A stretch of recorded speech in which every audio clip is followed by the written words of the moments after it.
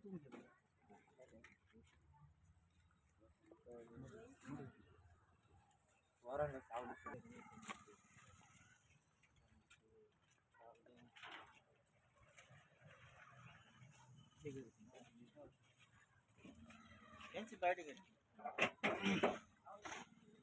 तुमच्या घरी आहे ना? हा हे कोणी पाडलं?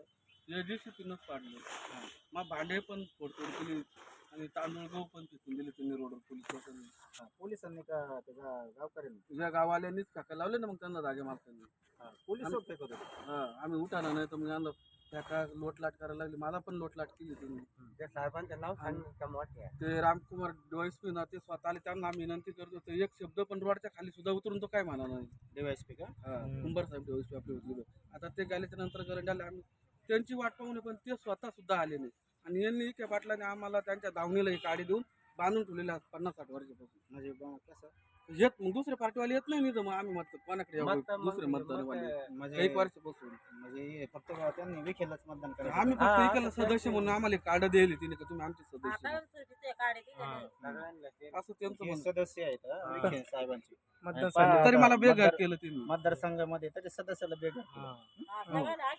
त्यांचं फक्त मतदानसाठी नाही, वापर बाकी 100% कार्ड पण आहे, सर्टिफिकेट सगळं नोंद पण चालू आहे. नगर परिषद स्वतः महिने नोंद असून सुद्धा मला जागा सुद्धा इथं दुकान लावायला देत नाही. त्या पोट वाढायला देत नाही. विकास होता घ्यायचं तिथं नगर परिषद मध्ये माझी नोंद आहे ना अंदांच्या मध्ये.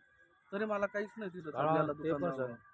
त्यांना हे पण सांग त्यांचं कारवाई काम केली नाही, ज्यांचं वॉरंट नाही गेलं तुम्हाला पोलीस काय करीत होते मला. 24 पासून त्यांनी वॉरंट काढले आरोपांवर. मग इथला डिवाइस तरी या डिवाइस पण यांना अटक जर केली असती तर हा दुहेरी कांड घडलाच नसता असं माझं म्हणणं आहे. ठाम मग हे काय करीत होते इतकी दिवस? 24 तुम्ही 6 आरोपी त्यांना डायरेक्ट म्हणता की तुम्ही 2 वर्षासाठी यांना तडीपार करा, पण तरी तुम्ही केलं नाही ना. आम्ही तर स्वतः मी जाऊन फिर्याद दिलेली का तिथं डिवाइस पिनला तुम्ही यांना धरा. हे लोक आम्हाला पण त्रास व्हायला लागले समाजापासून बी का त्याचं समर्थन कधीच होणार नाही आणि करणार पण नाही. बरोबर चल.